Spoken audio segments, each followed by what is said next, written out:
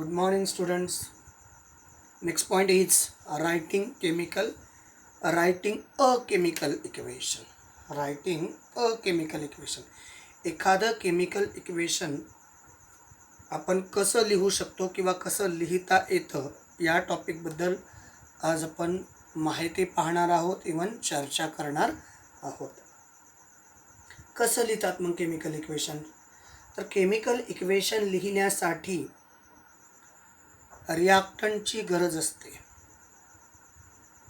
आणि ते रिॲक्टंट हे केमिकल रिॲक्शनच्या लेफ्ट हँड साईडला असतात. Reactant in the chemical reaction is always right in a left hand side of the chemical reaction.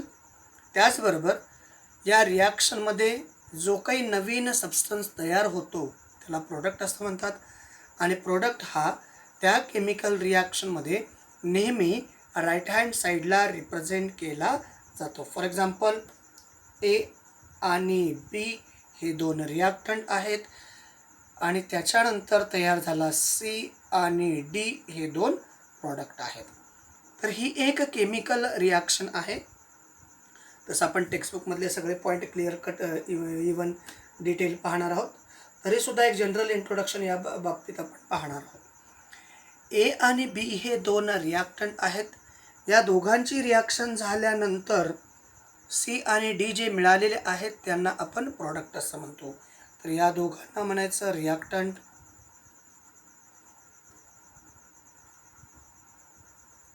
आणि याला म्हणायचं प्रॉडक्ट. हे प्रॉडक्ट्स आहेत आणि हे दोन रिॲक्टंट आहेत. आता मुद्दा पुढचा आहे. हे रिॲक्शन लिहित असताना रिॲक्शनमध्ये लेफ्ट हँड साईडला जे काही कन्स्टिट्युएंट आहेत, जे काही सबस्टन्स आहेत त्यांना रिॲक्टंट म्हणायचं. रिॲक्शनमध्ये राईट हँड साईडला जे काही आहेत त्यांना प्रोडक्ट म्हणायचं.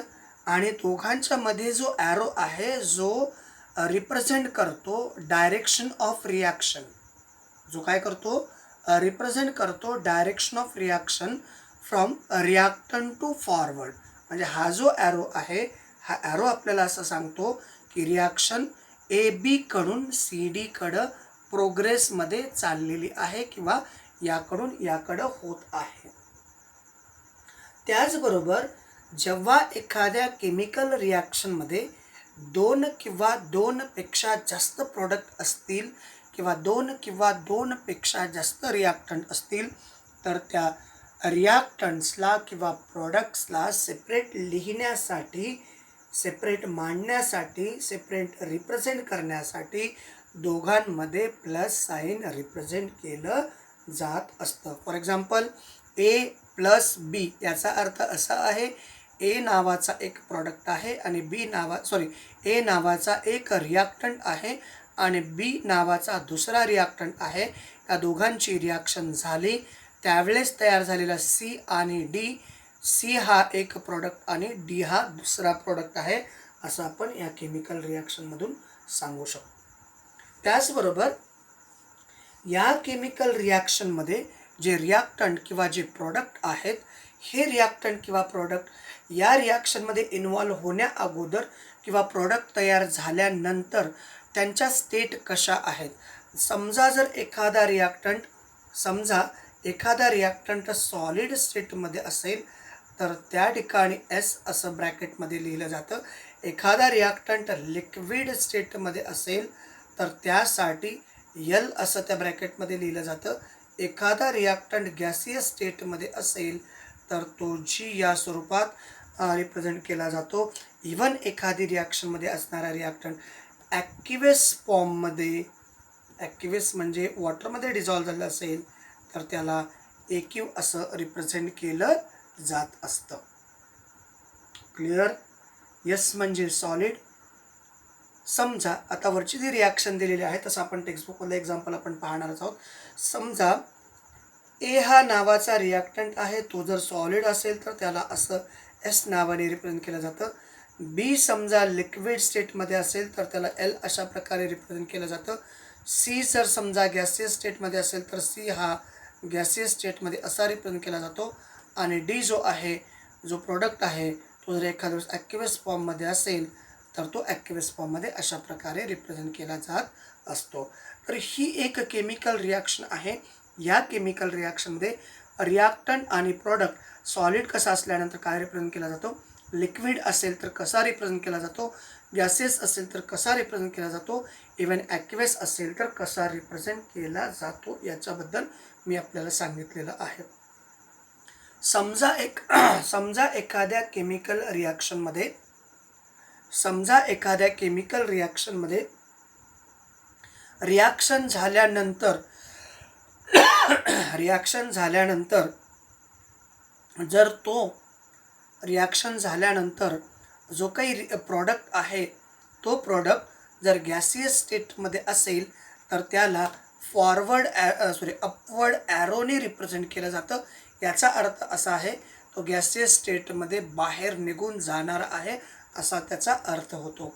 इव्हन एखाद्या केमिकल रिॲक्शनमध्ये रिॲक्शन झाल्यानंतर तयार झालेला प्रॉडक्ट हा ॲक्वेस फॉर्ममध्ये पण सॉलिड आहे, तो सॉलिड फॉर्ममध्ये मिळणार आहे, तर त्यावेळेस डाऊनवर्ड डायरेक्शनचा ॲरो याचा अर्थ ॲक्वेस स्टेटमध्ये असणारा सॉलिड तो त्या पर्टिक्युलर फ्लास्कमध्ये बॉटमला डिपॉझिट होणारा आहे असं आपण रिप्रेझेंट करत असतो. क्लिअर. त्याच्यानंतर काही रिॲक्शनला हीट प्रोव्हाइड करावी लागते. एखादी केमिकल रिॲक्शन होण्यासाठी रिॲक्टंटला हीट प्रोव्हाइड करावी लागते, तर काही रिॲक्शनला हीट प्रोव्हाइड करण्याची गरज नाही. जेव्हा एखाद्या केमिकल रिॲक्शनसाठी जर हीट प्रोव्हाइड करावी लागत असेल तर रिॲक्टंट आणि प्रॉडक्टच्या मध्ये जो फॉरवर्ड ॲरो आहे त्या फॉरवर्ड ॲरोवरती अशा प्रकारचा ट्रँगल, म्हणजे याचा अर्थ असा आहे की ही हीट आहे. मग आता द्यायचं असेल तर या ठिकाणी प्लस साईन रिप्रेझेंट केलं जातं. नाही दिलं तरी काही हरकत नाही, याचा अगोदर प्लस साईन आहे. म्हणजे याचा अर्थ या केमिकल रिॲक्शनमध्ये असणाऱ्या या रिॲक्टंटला हीट प्रोव्हाइड केलेली आहे असा त्याचा अर्थ होतो. इवन काही केमिकल रिॲक्शन होत असताना त्या रिॲक्शनमधून हीट बाहेर पडते, त्यावेळेस ती रिॲक्शन कशी रिप्रेझेंट केली जाते पहा. A plus B is converted into C plus D, आणि जर हीट बाहेर पडत असेल तर या ठिकाणी हीट असं रिप्रेझेंट केलं जातं. ज्या काही केमिकल रिॲक्शनमध्ये हीट लागत असेल तर या ॲरोवरती रिप्रेझेंट करायचा. हीट जर बाहेर पडत असेल तर प्रॉडक्टच्या साईडनी हीट असा शब्द लिहिला तरी काही हरकत नाही. इवन याच्या व्यतिरिक्त काही केमिकल रिॲक्शनमध्ये काही कॅटॅलिस्ट ॲड केले जातात. काही नवीन प्रोसेस जसं की टेम्परेचर 60, 40, 50, 30 जे काही टेम्परेचर आहे, काही वेगवेगळ्या प्रकारचे कॅटॅलिस्ट आहेत, काही कंडिशन्स आहेत. तर हे जर मेन्शन करायचं असेल, या सर्व कंडिशन मेन्शन करण्यासाठी ह्या फॉरवर्ड जो ॲरो आहे, ह्या फॉरवर्ड ॲरोच्या अपवर्ड साईडला किंवा या फॉरवर्ड ॲरोच्या डाऊनवर्ड साईडला ही मेन्शन तुम्ही करू शकता. तर अशा प्रकारे या केमिकल रिॲक्शन लिहिल्या जातात. इवन काही केमिकल रिॲक्शनमध्ये एखादा केमिकल रिॲक्टंट डायल्यूट असतो, एखादा केमिकल रिॲक्टंट कॉन्सन्ट्रेट असतो. जर डायल्यूट असेल तर DIAL डॉट असं करून त्याला रिप्रेझेंट केलं जातं. इवन कॉन्सन्ट्रेट असेल तर CONC. त्याच जो कुठला रिॲक्टंट कॉन्सन्ट्रेट किंवा डायल्यूट आहे, डायल्यूट असेल तर DIL डॉट आणि कॉन्सन्ट्रेट असेल तर CONC डॉट. अशा प्रकारे कॉन्सन्ट्रेशन किंवा डायल्यूशन त्या रिॲक्टंटचं रिॲक्शनमध्ये मेन्शन केलं जात असतं. तर अशा प्रकारे केमिकल रिॲक्शन तुम्ही सिस्टमॅटिकली लिहू शकता. हे झालं ओव्हरऑल इंट्रोडक्शन. आता आपण जाऊ टेक्स्टबुकमध्ये. काही हरकत नाही ना टेक्स्टबुकमध्ये जायला. तर चला मग, writing a chemical equation. Chemical equation. त्याच्यामध्ये पहिला मुद्दा आहे, point number first. In a chemical equation the reactants are written on left hand side बोर्डवरती तुम्हाला दिसतंय reaction A+B is converted into C+D.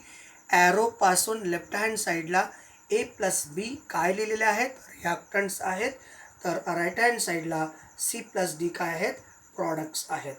While the products on right side, right hand side आहे का, product right hand साईडला आहेत. चला okay पुढं. an arrow heading toward the product is drawn in between them.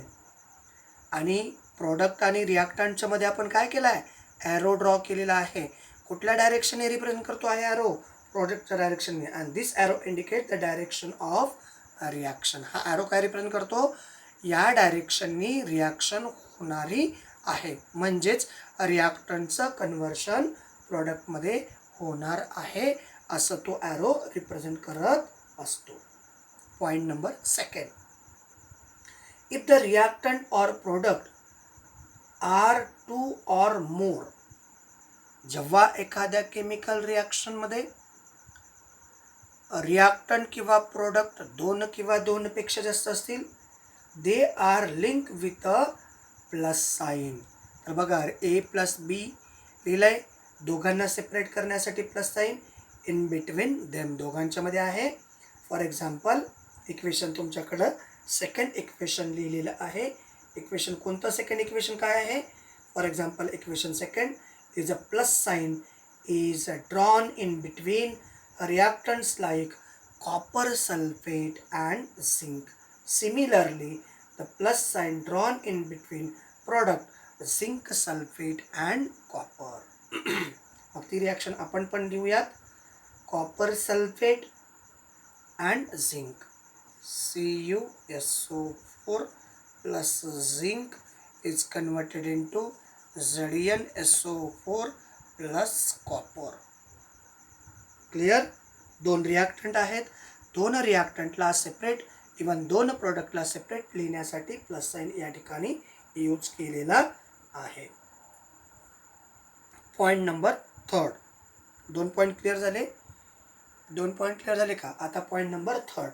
To make a chemical equation more informative, एखाद्या chemical रिॲक्शनचं detail माहिती पाहिजे असेल तर त्या रिॲक्शनमध्ये असणाऱ्या रिॲक्टंट इवन प्रोडक्टचे स्टेट माहिती असणं गरजेचं आहे. Physical state of reactant, the physical states of the reactants are indicated in the equation. तर त्या केमिकल रिॲक्शनमध्ये त्या रिॲक्टंटच्या फिजिकल स्टेट इवन प्रॉडक्टच्या सुद्धा फिजिकल स्टेट मेन्शन करणं गरजेचं असतं. देअर कुठल्या कुठल्या आहेत मग, gaseous, liquid, solid state indicated by. Gaseous असेल तर ब्रॅकेटमध्ये G लिहिलेलं आहे, लिक्विड असेल तर ब्रॅकेटमध्ये S लिहिलेलं आहे, आणि सॉलिड असेल तर अशा प्रकारे ब्रॅकेटमध्ये रिप्रेझेंट केले जातात. Moreover if the product is gaseous state, product is gaseous instead of G, म्हणजे जर तयार झालेला एखादा प्रोडक्ट गॅसियस असेल तर Gच्या ऐवजी काय रिप्रेझेंट केलं जातं, it can be indicated by an arrow pointing upwards. म्हणजे बघा या ठिकाणी हा प्रोडक्ट जो आहे तो गॅसियस स्टेटमध्ये आहे, याच्या ऐवजी तुम्ही हे न लिहिता या प्रकारचा ॲरोसुद्धा रिप्रेझेंट करू शकता. याचा अर्थ असा होतो, सी हा प्रोडक्ट जो आहे तो गॅसियस स्टेटमध्ये आहे, त्याच्यामुळे तो अपवर्ड डायरेक्शनला रिमूव्ह होईल. If the product is form is insoluble solid in the forms of precipitate. समजा तयार झालेला प्रोडक्ट हा जर सॉलिड स्टेटमध्ये असेल, प्रेसिपिटेड फॉर्ममध्ये असेल, म्हणजे ह्या जर आपण PPT फॉर्ममध्ये रिप्रेझेंट करणार असाल, D हा जर PPT फॉर्ममध्ये रिप्रेझेंट करणार असाल तर याला या डायरेक्शननी तुम्ही रिप्रेझेंट करू शकता. तर प्रेसिपिटेड फॉर्ममध्ये असेल इन्स्टेड ऑफ सॉलिड तर याला सॉलिड न लिहिता, हा जर समजा सॉलिड स्टेटमध्ये प्रेसिपिटेड फॉर्म क्रिएट करणार असाल तर याला सॉलिड न लिहिता, हा न लिहिता डाऊनवर्ड डायरेक्शनचा ॲरो लिहिलं तरी चालतं, तरी त्याला आपण केमिकल इक्वेशन म्हणत असतो. It can be indicated arrow downward, pointing downward towards. When the reactant and product are in the forms of soluble in water, reactant जर वॉटर सोल्युबल असेल, इवन प्रोडक्ट जर वॉटर सोल्युबल असेल, they are set to be present in an aqueous solution state. तर अशा वेळेस त्या ठिकाणी aqueous acute असं रिप्रेझेंट केलं जातं.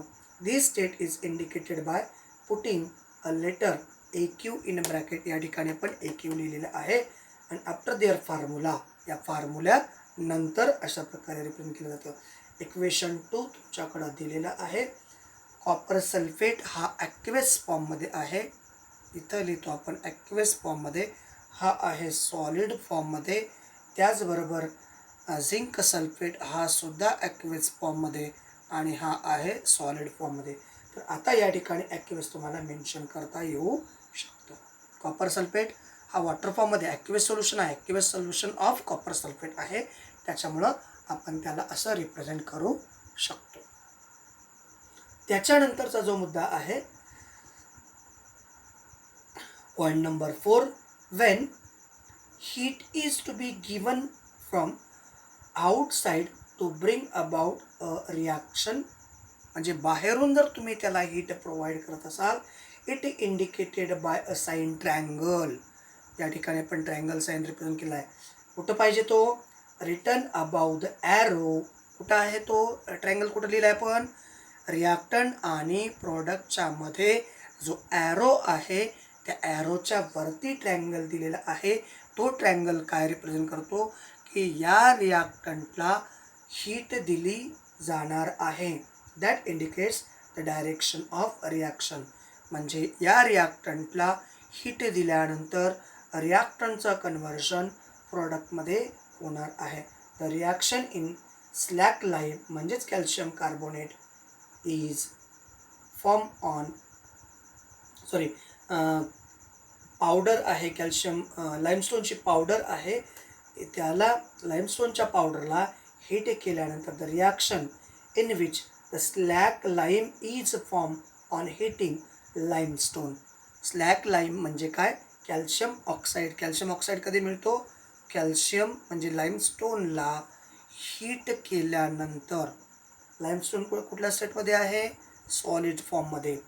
त्यानंतर कॅल्शियम ऑक्साईड स्लॅक लाईम कुठल्या स्टेटमध्ये? सॉलिड स्टेटमध्ये. कार्बन डायऑक्साईड कुठल्या स्टेटमध्ये? गॅसियस स्टेटमध्ये. तर अशा प्रकारे ते इक्वेशन तुम्ही लिहू शकता. इथं या ठिकाणी 3 व्यवस्थित लिहितो. क्लिअर? अशा प्रकारे इक्वेशन आपण लिहू शकतो. म्हणजे आता या ठिकाणी कॅल्शियम कार्बोनेट म्हणजे त्याला आपण काय म्हणतो? कॅल्शियम कार्बोनेटला काय म्हणायचं? लाईमस्टोन. कॅल्शियम कार्बोनेटला काय म्हणायचं? लाईमस्टोन. त्या ॲरोवरती म्हणजे जो फॉरवर्ड ॲरो आहे रिॲक्शन आणि प्रोडक्ट, रिॲक्टंट आणि प्रोडक्टच्या मध्ये जो ॲरो आहे त्या ॲरोवरती जो ट्रायंगल आहे याचा अर्थ असा होतो की आपण रिॲक्टंटला हीट दिल्यानंतर प्रोडक्ट मिळतात आणि प्रोडक्ट्समध्ये कॅल्शियम ऑक्साईड हा सॉलिड स्टेटमध्ये आहे आणि कार्बन डायऑक्साईड हा गॅसियस स्टेटमध्ये आहे. त्या ठिकाणी जी नाही लिहिला तरी फॉर अपवर्ड डायरेक्शनचा ॲरो लिहिला तरी ते समजून जातं. दुसरी रिॲक्शन अशी आहे, similarly the fact that heat is released during the reaction between aqueous solution of copper sulfate and zinc dust. मग आणखीन एक कंडिशन अशी पण आहे, जेव्हा कॉपर सल्फेटची झिंक डस्ट सोबत CuSO4 हा आहे ॲक्वेस, त्याची झिंक डस्ट सोबत रिॲक्शन झाल्यानंतर झिंक सल्फेट आहे ॲक्वेस फॉर्ममध्ये आणि कॉपर जमा झालेला आहे. पण ही रिॲक्शन होत असताना हीट बाहेर पडते. तर अशाही प्रकारे ही रिॲक्शन रिप्रेझेंट केली जाते. हा सॉलिड स्टेटमध्ये आहे. अशा प्रकारे ही रिॲक्शन रिप्रेझेंट केली जात असते. त्याच्यानंतर आता जो राहिलेला शेवटचा पॉईंट आहे, it is necessary to fulfil the certain condition like. म्हणजे याच्या व्यतिरिक्त आणखीन काही कंडिशन या रिॲक्शनसाठी, याच नाही किंवा वेगवेगळ्या रिॲक्शनसाठी जर लागणारे असतील, जसं की टेम्परेचर आहे, प्रेशर आहे, कॅटॅलिस्ट आहे, जे काही असेल etcetera to bring about some reaction, काही रिॲक्शनसाठी. तर या ज्या कंडिशन्स आहेत, these conditions are indicated below or above the arrow indicating the direction of reaction.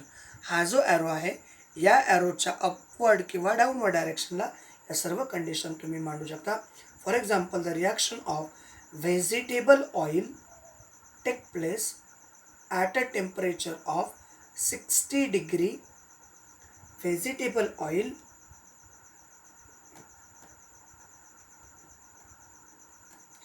हे व्हेजिटेबल ऑइल कुठल्या स्टेटमध्ये असतं? लिक्विड स्टेटमध्ये. याचं कन्व्हर्शन आपल्याला कशामध्ये करायचं आहे? फॅटमध्ये करायचं आहे. मग याच्यामध्ये आपण काय करणार? हायड्रोजन गॅस पास करणार. हायड्रोजन गॅस, त्याला काय लागतो? टेम्परेचर लागतं 60 डिग्री सेल्सिअस. आणखीन काय लागतं?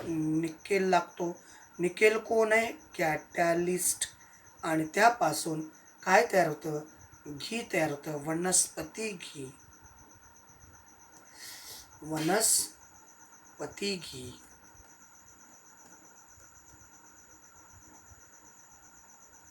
THI. हा कुठल्या फॉर्ममध्ये असतो? सॉलिड फॉर्ममध्ये. आता थोडंसं काळजीपूर्वक पहा. या केमिकल रिॲक्शनमध्ये हा रिॲक्टंट आहे, हा पण रिॲक्टंट आहे. हा कुठल्या स्टेटमध्ये? लिक्विड स्टेटमध्ये. हा कुठल्या स्टेटमध्ये? गॅसियस स्टेटमध्ये. या दोघांची रिॲक्शन करण्यासाठी काय लागतो? कॅटॅलिस्ट लागतो. हा कॅटॅलिस्ट वरती लिहायला जागा नाही म्हणून या ॲरोच्या खालच्या डायरेक्शनला लिहिलेला आहे. अप्पर म्हणजे ॲरोच्या वरती काय रिप्रेझेंट करतो? टेम्परेचर. आणि ही रिॲक्शन कंप्लीट झाल्यानंतर आपल्याला मिळतं तूप, वनस्पती घी. त्याला आपण डालडा असं म्हणतो. डालडा. हा काय आहे? डालडा. व्हेजिटेबल ऑइलचं वनस्पती घीमध्ये आपण रूपांतर केलं आहे बाय कॅटॅलॅटिक रिडक्शन प्रोसेस. म्हणजे ओलेइक ॲसिड,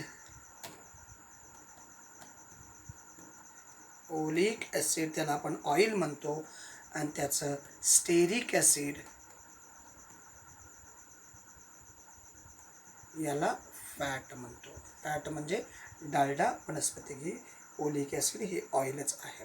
तर असं हे पुस्तकात नाही आहे, हे एक्स्ट्रा आहे. तर या प्रकारची रिॲक्शन आपण रिप्रेझेंट करू शकतो. त्याचबरोबर याच्यापेक्षा आणखीन एक वेगळी कंडिशन आपल्याकडे दिलेली आहे. Special information or name of reactant or product are written below their formula. Special representation किंवा स्पेशल इन्फॉर्मेशन. आता स्पेशल इन्फॉर्मेशन काय?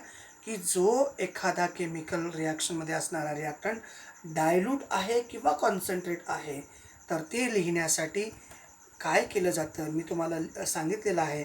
डायल्यूट असेल तर DIL लिहितात, कॉन्सन्ट्रेट असेल तर CONC लिहिलं जातं इन शॉर्टमध्ये. तर अशा प्रकारचं एक रिॲक्शन आपल्या टेक्स्टबुकमध्ये दिलेली आहे. Concentrated nitric acid and dilute nitric acid reacts with copper.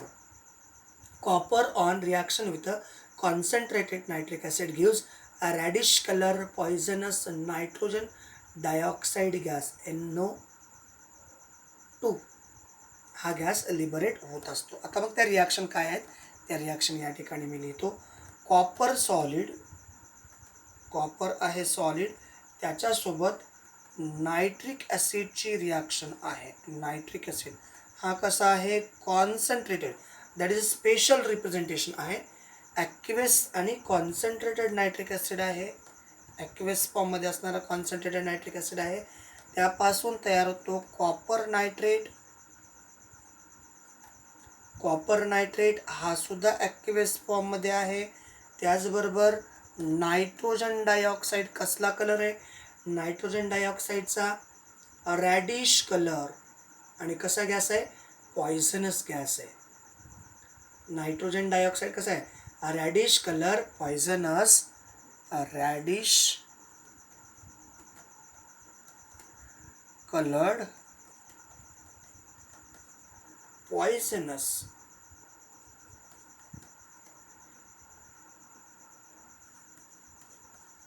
Poisonous gas आहे nitrogen dioxide and water molecule H2O हा लिक्विड स्टेटमध्ये.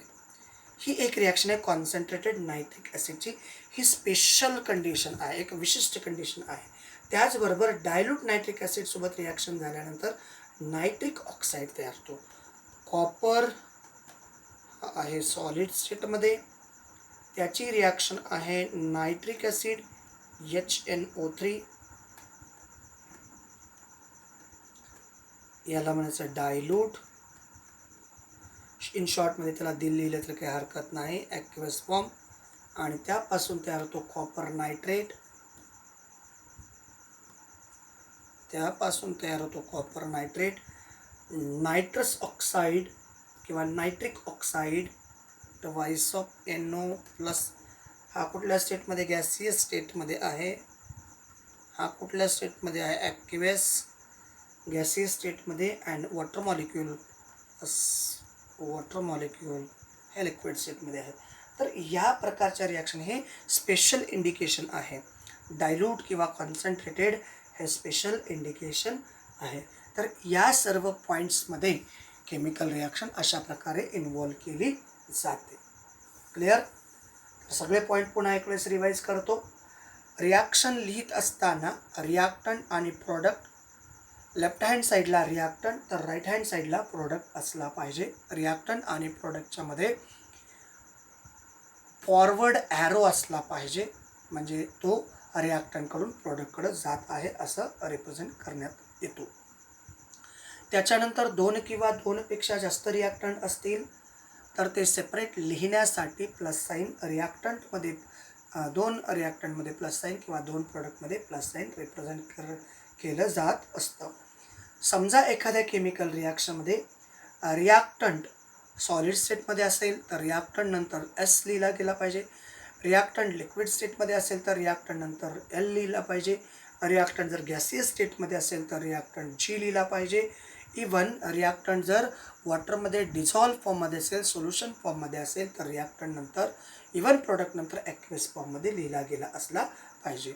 रिॲक्शन झाल्यानंतर जर एखादा प्रॉडक्ट मिळणारा वॉटर सोल्युबल असेल, वॉटर इनसोल्युबल असेल तर प्रेसिपिटेड फॉर्ममध्ये डाऊनवर्ड डायरेक्शनचा ॲरो रिप्रेझेंट केला गेला पाहिजे. इवन जर एखादा प्रोडक्ट गॅसियस स्टेटमध्ये असेल तर Gच्या ऐवजी अपवर्ड डायरेक्शनचा ॲरोसुद्धा रिप्रेझेंट केला तरी चालतो. इवन एखाद्या केमिकल रिॲक्शनला जर हीटची गरज भासत असेल तर रिॲक्टंट आणि प्रॉडक्टच्या मध्ये जो फॉरवर्ड ॲरो असतो त्या ॲरोवरती ट्रँगल फॉर्मचं साईन रिप्रेझेंट करणे म्हणजे हीट, रिॲक्टंटला हीटची गरज आहे. इवन एखाद्या रिॲक्शनमधून हीट जर बाहेर पडत असेल तर बाहेर पडणारी हीट ही प्रॉडक्टच्या बाजूला लिहिली जात असते. त्याचबरोबर रिॲक्शन लिहित असताना काही याच्या व्यतिरिक्त काही कंडिशनची, काही पॅरामीटरची जर गरज भासत असेल तर ते सर्व पॅरामीटर, ते जस्ट लाईक अ टेम्परेचर असेल, जस्ट लाईक अ प्रेशर असेल, जस्ट लाईक अ कॅटॅलिस्ट असेल, ही सर्व पॅरामीटर रिॲक्टंट आणि प्रॉडक्टच्या मध्ये जो ॲरो आहे त्या ॲरोच्या वरती किंवा त्या ॲरोच्या खालती लिहिण्यात आली असतात. त्याचबरोबर एक स्पेशल कॅरेक्टरिस्टिक्स म्हणून एखादा रिॲक्शनमध्ये रिॲक्टंट डायल्यूट फॉर्ममध्ये असेल किंवा कॉन्सन्ट्रेटेड फॉर्ममध्ये असेल तर ते स्पेशल कॅरेक्टर या रिॲक्शनमध्ये असणाऱ्या रिॲक्टंटमध्ये मेन्शन केलं जात असतं. तर अशा प्रकारे तुम्ही कुठल्याही केमिकल रिॲक्शन लिहू शकता. आय होप, अशी अपेक्षा ठेवतो मी, हे सगळे कन्सेप्ट आपले क्लिअर झाले असतील. तर या ठिकाणी थांबतो. थँक्यू. Thanks a lot.